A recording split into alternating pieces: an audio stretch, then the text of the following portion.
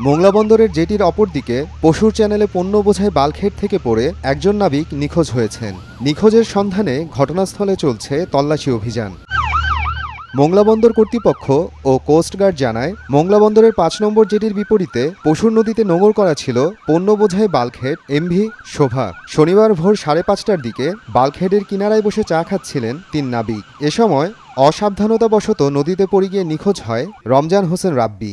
এরপর খবর পেয়ে তল্লাশি অভিযান শুরু করে মোংলা বন্দর কর্তৃপক্ষ, কোস্টগার্ড, নৌবাহিনী ও ফায়ার সার্ভিস। এমভি শোভা নামক একটি বলগেট থেকে আনুমানিক ৫:৩০টার সময় একজন ক্রু নদীতে পড়ে যায়। খবর পেয়ে তাৎক্ষণিক মোংলা বন্দর কর্তৃপক্ষ, Bangladesh navy, Bangladesh coast guard, fire ব্রিগেডের সহায়তা চায়। তারা আস্তে আস্তে মোংলা বন্দর কর্তৃপক্ষ তাদের সিকিউরিটি কাজে নিয়োজিত ড্রোন এবং সিকিউরিটি বোর্ডের মাধ্যমে প্রাথমিকভাবে উদ্ধার কার্যক্রম চালিয়েছে।